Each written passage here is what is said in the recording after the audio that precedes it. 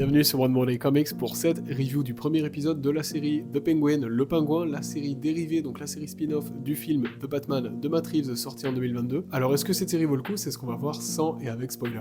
It's just the beginning.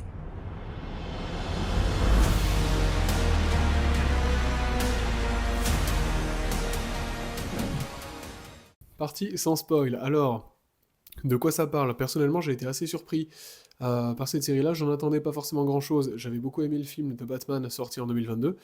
Et donc voir une série dérivée de ce film-là, bah évidemment c'est quelque chose qui me tentait, mais le projet, on est en 2024, ça fait 2 ans, la hype est un peu redescendue, donc c'était, je trouve, un peu risqué de faire une série dans le même univers. Colin Farrell reprend le rôle du pingouin, on va suivre le pingouin dans ce premier épisode après les événements du premier film, donc ça va complètement spoiler le film puisque ça se passe une semaine après, donc on est réellement sur les conséquences du film, donc si vous ne voulez pas être spoilé du film, allez le voir tout de suite, revenez voir la suite de cette vidéo si ça vous chante.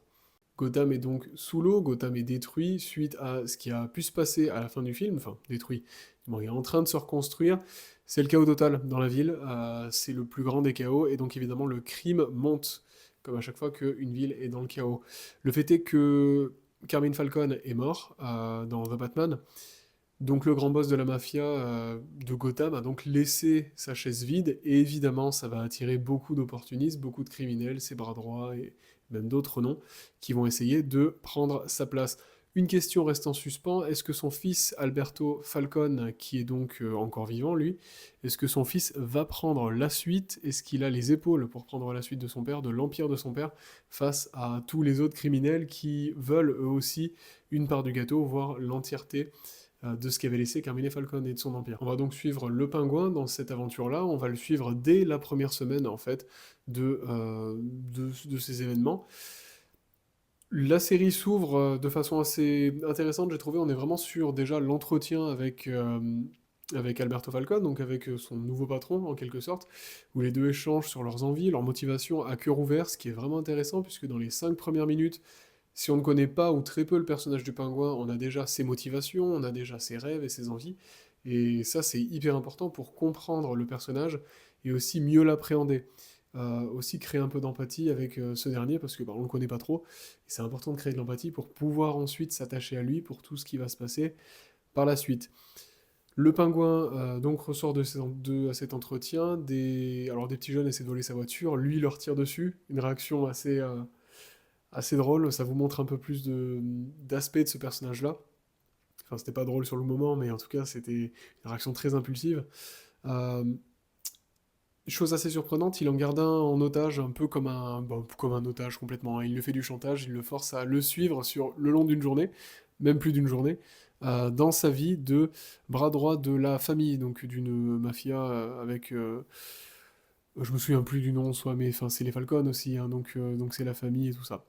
Ce qui est intéressant, alors pas de spoiler, hein, mais ce qui est intéressant, c'est justement de suivre la relation qui se crée entre ce petit jeune qui force à le suivre partout, et la façon dont on va voir le pingouin, parce qu'on va vraiment en fait voir le pingouin à travers les yeux de ce gamin-là, et ça c'est quelque chose, bon c'est un outil scénaristique qui a déjà été utilisé plein de fois, que ce soit dans Joker de Brian Azzarello notamment, où on voyait le Joker à travers les yeux d'un nouveau qui vient de rejoindre le gang. Là c'est le pingouin à travers les yeux de ce gamin-là qui n'a rien à voir avec ce qui s'est passé auparavant, qui n'a rien à voir avec les Falcons, qui n'a rien à voir euh, avec les autres gangs, les Maroni et tout ce qui va avec. Donc c'était assez intéressant, et j'ai trouvé que ce premier épisode, alors déjà il fait 1h10, absolument fou, parce que l'épisode passe extrêmement vite. C'est très bien rythmé, très bien écrit, très bien amené, rien n'est rushé, tout est superbement écrit, c'est-à-dire qu'il n'y a pas une scène inutile, et chaque scène a une certaine tension qui reste assez palpable et intéressante et qui donne vraiment de la profondeur au personnage. Le pingouin est très bien développé dans ce premier épisode, on commence à en apprendre plus sur sa psychologie, plus sur sa famille aussi, et plus sur ses ambitions et sur ses fins, donc ses moyens d'arriver en tout cas à ses fins. Moi j'ai énormément aimé ce premier épisode, ça m'a donné beaucoup envie de voir la suite et de redécouvrir d'ailleurs le premier film Batman, pour revoir en fait le pingouin dans ce film-là, et aussi la suite, puisque la suite a été... Enfin, le script a été fini d'écrire là il y a quelques temps, donc voilà, ça devrait se passer en hiver, ce qui est absolument génial, j'ai très hâte de voir ça. En tout cas, je vous la conseille fortement, laissez-moi votre avis si vous l'avez déjà vu. De toute façon, il reste une partie spoiler dans laquelle on va aller un peu plus en profondeur dans l'analyse. Knock on my door. She is the hangman. Si vous êtes là, c'est que vous l'avez déjà vu ou que vous ne comptez pas le regarder puisqu'on va spoiler allègrement. Première scène d'ouverture, faut qu'on en parle, faut qu'on en parle. Le pingouin qui descend Alberto Falcone. Honnêtement, je m'y attendais pas, je m'attendais justement juste à un tête-à-tête avec un coup de pression de chaque côté et quelque chose qui allait durer encore une saison et qui allait nous laisser sur un cliffhanger pas forcément insoutenable mais très attendu. Pas du tout. Dans les 5 premières minutes, le pingouin descend Alberto Falcone parce qu'il se moque de lui et de ses rêves, qui est littéralement de finir comme son père, c'est-à-dire d'être aimé, d'être un gangster apprécié, un peu comme... j'ai oublié son nom, mais ce gangster colombien que tout le monde connaît, dont Netflix a fait une série. Voilà, être un genre de super-héros local qui aide les pauvres par le crime. Enfin, par le crime, c'est un peu étrange dit comme ça, mais bon, vous m'avez compris. Ça donne énormément de profondeur au personnage puisqu'il commence à se confier dès le début en fait à son nouveau patron, sachant qu'il fait un peu le lèche-botte et il essaie aussi de lui la mettre à l'envers. Donc bon, c'est assez drôle à voir. Il a vraiment un tact, même s'il a une certaine maladresse parfois dans la façon de montrer les choses. Et là, le pingouin ouvre son cœur dans les 5 premières minutes, se fait blesser en fait. Hein. Il est simplement blessé par Alberto Falcone qui se moque allègrement de lui, donc le descend. Scène magnifiquement jouée, scène magnifiquement écrite et interprétée. J'ai beaucoup aimé cette scène-là puisqu'elle va complètement donner le ton en fait pour la série. Et donc on se retrouve après avec le pingouin qui va devoir se débarrasser du corps et c'est là qu'il va donc embaucher ce gamin qui essaie de voler sa voiture, qui va développer complètement un syndrome de Stockholm tout au long de l'épisode puisqu'au départ il le menace complètement de tuer sa famille s'il le suit pas, puis au final il se retrouve à l'apprécier. Hein. À la fin il mange des petits slushies comme il faisait avec son frère, je crois, ou je ne sais plus ce que lui avait raconté le pingouin, mais en tout cas, il crée des liens. Et ça, c'est intéressant à voir, parce que le gamin se dit, purée, il y a vraiment quelque chose à faire. Donc on voit le pingouin à travers des angles différents, on le voit fort, on le voit faible, on le voit fort lorsqu'il interagit avec ses hommes, puisque c'est le patron de la mafia, enfin le bras droit des Falcons, d'une certaine branche de Gotham. On le voit faible aussi, que ce soit physiquement, puisqu'il boite. Il y a beaucoup d'emphase sur le fait qu'il est handicapé, hein, qu'il a un pied beau, enfin beau, qui fonctionne pas dans le sens joli, là c'est pas le cas.